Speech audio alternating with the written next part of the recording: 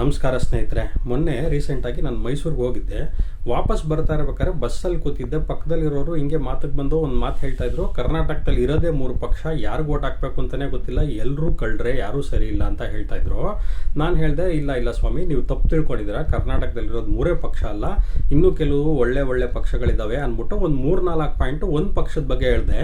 ಅವರಲ್ಲೇ ಮಧ್ಯದಲ್ಲೇ ನನ್ನ ತಡೆದ್ಬಿಟ್ಟು, ಇಲ್ಲಿ ಸಾಕು ಸ್ವಾಮಿ, ಈ ಪಕ್ಷದ ಬಗ್ಗೆ ನನಗೆ ಗೊತ್ತು, ಇದು ನೀವು ಹೇಳ್ತಾ ಇರೋದು ಆನ್ಲೈನ್ ಪಕ್ಷ, ಇದು ಇವ್ರ ಕೈಯಿಂದ ಏನೂ ಮಾಡೋಕ್ಕಾಗಲ್ಲ, ಇವರು ಬೀದಿಗಿಳಿಯಲ್ಲ, ಹೋರಾಟ ಮಾಡಲ್ಲ, ಜನರ ಕಷ್ಟಕ್ಕೆ ಸ್ಪಂದನೆ ಮಾಡಲ್ಲ, ಏನೂ ಮಾಡೋದಿಲ್ಲ, ಇವ್ರ ಕೈಲಿ ಏನೂ ಆಗಲ್ಲ ಅಂತ ಹೇಳಿದ್ರು.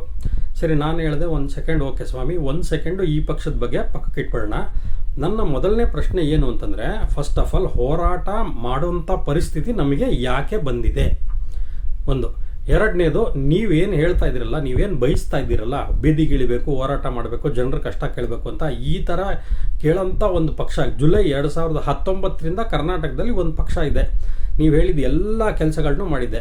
ಅದಕ್ಕೆ ಸಾಕ್ಷಿಯಾಗಿ ಅವರು ಪ್ರತಿಯೊಂದು ಹೋರಾಟಗಳನ್ನ ಸಾಮಾಜಿಕ ಜಾಲತಾಣಗಳಲ್ಲಿ ಅಪ್ಲೋಡ್ ಮಾಡ್ತಾ ಇದ್ದಾರೆ. ಎಲ್ಲ ವೀಡಿಯೋಸ್ಗೂ ಅವ್ರಿಗೆ ಏನಿಲ್ಲ ಅಂತಂದ್ರೆ 50,000ದಿಂದ 1 ಲಕ್ಷ, 2 ಲಕ್ಷ, ಕೆಲವರು 10 ಲಕ್ಷ ವ್ಯೂಸ್ ಕೂಡ ಬಂದಿದೆ. ವ್ಯೂಸ್ ಬರ್ತಾ ಇದೆ, ನೀವು ಬಯಸಿದಂಥ ಕೆಲಸಗಳನ್ನೇ ಅವ್ರು ಮಾಡ್ತಾ ಇದ್ದಾರೆ, ಎಲ್ಲರೂ ಕಮೆಂಟ್ಸ್ ಮಾಡ್ತಾರೆ, ಲೈಕ್ ಮಾಡ್ತಾ ಇದ್ದಾರೆ. ಆದರೆ ವೋಟ್ ಯಾಕೆ ಮಾಡ್ತಾ ಇಲ್ಲ ಆ ಪಕ್ಷಕ್ಕೆ? ನೀವು ಹೇಳಿದ್ದೇ ಕೆಲಸ ಮಾಡ್ತಾ ಇದ್ದಾರೆ ಅಲ್ವಾ? ಮೊನ್ನೆ ರೀಸೆಂಟಾಗಿ ಬಾಗಲಕೋಟೆನಲ್ಲಿ ಉಪಚುನಾವಣೆ ನಡೀತು. ನೀವು ಹೇಳಿದ ಆನ್ಲೈನ್ ಪಕ್ಷಕ್ಕೆ ಬಂದಿದ್ದು 452 ಮತ, ಹೋರಾಟ ಮಾಡಿರ್ತಕ್ಕಂಥ ಪಕ್ಷಕ್ಕೆ ಬಂದಿದ್ದು 151 ಮತ. ಯಾಕೆ? ನೀವೇ ಬಯಸ್ತಾ ಇದ್ದೀರಲ್ವ, ನೀವು ಬಯಸಿದ್ದೇ ಇವ್ರು ಮಾಡ್ತಾ ಇದ್ದಾರೆ, ಆದರೂ ಮತಗಳು ಯಾಕೆ ಬರ್ತಾ ಇಲ್ಲ? ಈ ಪ್ರಶ್ನೆಗೆ ಉತ್ತರ ಗೊತ್ತಿದ್ರೆ ದಯಮಾಡಿ ಯಾರಾದರೂ ಉತ್ತರ ತಿಳಿಸಿ.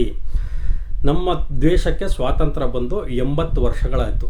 80 ವರ್ಷಗಳಿಂದ ಎಷ್ಟೋ ಪಕ್ಷಗಳು, ಎಷ್ಟೋ ಜನ ಲಕ್ಷಾಂತರ ಹೋರಾಟಗಳು ಮಾಡಿದ್ದಾರೆ. ಇಲ್ಲಿವರೆಗೂ ಹೋರಾಟ ಮಾಡಿರೋದ್ರಿಂದ ಯಾವ ಒಂದು ಸಮಸ್ಯೆಗೆ ಶಾಶ್ವತ ಪರಿಹಾರ ಸಿಕ್ಕಿದೆ? ಆ ಥರ ಯಾವುದಾದ್ರೂ ಸಿಕ್ಕಿದ್ರೆ ಕಳೆದ 80 ವರ್ಷದಲ್ಲಿ ದಯವಿಟ್ಟು ನನಗೆ ತಿಳಿಸಿ. ಇನ್ನೊಂದು ಪ್ರಶ್ನೆ ನನಗೆ ಕಾಡ್ತಾ ಇರೋದು ಏನು ಅಂತಂದರೆ, ನೀವು ಸಾಕಷ್ಟು ಜನ ಹೇಳ್ತಿರಲ್ವಾ, ಹೋರಾಟ ಮಾಡಿ, ಬೀದಿಗಿಳಿರಿ, ಹಂಗೆ ಮಾಡಿ, ಹಿಂಗೆ ಮಾಡಿ, ಜನರ ಕಷ್ಟ ಸ್ಪಂದನೆ ಮಾಡಿ ಅಂತ ಮತ್ತೆ ಅದೇ ಮಾತು ಹೇಳ್ತಿರಲ್ವಾ? ಯಾಕೆ? ಕಳೆದ 80 ವರ್ಷಗಳಿಂದ ಸಾಕಷ್ಟು ರಾಜಕೀಯ ಪಕ್ಷಗಳು ಇದನ್ನೇ ಮಾಡ್ಕೊಂಡು ಬಂದಿದೆ ಅಲ್ವಾ? ಅದನ್ನೇ ಮಾಡ್ಕೊಂಡು ಬಂದಿರೋದನ್ನು ಮತ್ತೆ ನಾವು ಆನ್ಲೈನ್ ಪಕ್ಷ ಅಂತ ನೀವೇನು ಹೇಳ್ತಾ ಇದ್ದೀರೋ, ಅವ್ರೂ ಅದನ್ನೇ ಮಾಡಿದ್ರೆ ಎಲ್ಲರಿಗೂ ಏನು ಫಲಿತಾಂಶ ಸಿಕ್ಕಿದೆಯೋ ಇವ್ರಿಗೂ ಅದೇ ಫಲಿತಾಂಶ ತಾನೇ ಸಿಕ್ಕೋದು. ಇದು ಕನಿಷ್ಠ ಸಾಮಾನ್ಯ ಜ್ಞಾನ ಅಲ್ವಾ? ಪ್ರತಿಯೊಬ್ಬರು ಹೋಗೋ ದಾರಿನಲ್ಲೇ ನಾವು ಹೋದರೆ ಅವರೆಲ್ಲರೂ ಹೋಗಿ ಎಲ್ಲಿಗೆ ತಲುಪಿದಾರೋ ನಾವು ಕೂಡ ಅಲ್ಲಿಗೆ ಹೋಗಿ ತಲುಪೋದು ತಾನೇ. ನಾನು ಮೈಸೂರು ಎಕ್ಸ್ಪ್ರೆಸ್ ಹೈವೇನಲ್ಲಿ ಹೋಗ್ತಾ ಇದ್ದೀನಿ. ಬೆಂಗಳೂರಿಂದ ಮೈಸೂರಿಗೆ ಹೋಗಬೇಕು. ನಾನು ಪ್ರತಿಯೊಬ್ಬರು ಇದೇ ದಾರಿನಲ್ಲೇ ಹೋಗ್ತಾ ಇದ್ರೆ ನಾನು ಮೈಸೂರಿಗೆ ಅಲ್ವಾ ಹೋಗೋದು? ಎಲ್ಲರೂ ಇದೇ ದಾರಿ ಹಿಡಿದಿದ್ದಾರೆ, ನಾನು ಅದೇ ದಾರಿ ಹಿಡಿತೀನಿ ಅಂದ್ಬಿಟ್ಟು ನಾನು ಅದೇ ದಾರಿನಲ್ಲಿ ಹೋದರೆ ನಾನು ಮೈಸೂರಿಗೆ ತಲುಪೋದಲ್ವಾ? ನ್ಯೂಯಾರ್ಕ್ಗೇನು ತಲುಪಲ್ಲ ತಾನೇ? ಪ್ರತಿಯೊಬ್ಬರು ಮಾಡಿರೋ ಕೆಲಸನೂ ನಾವು ಅದನ್ನೇ ಮಾಡ್ತಾ ಹೋದರೆ ನಮಗೂ ಅದೇ ಫಲಿತಾಂಶ ಸಿಗತ್ತೆ. ನಾವಿಲ್ಲಿ ಹೇಳ್ತಾ ಇರೋದು ಅದಲ್ಲ, ಬೇರೆದು. ದಯಮಾಡಿ ಅರ್ಥ ಮಾಡ್ಕೊಳ್ಳಿ. ಈ ಪ್ರಶ್ನೆಗಳಿಗೆ ನಿಮ್ಗೇನಾದರೂ ಉತ್ತರ ಗೊತ್ತಿದ್ರೆ ದಯಮಾಡಿ ಕಮೆಂಟ್ಸ್ನಲ್ಲಿ ತಿಳಿಸಿ. ನಮಸ್ಕಾರ.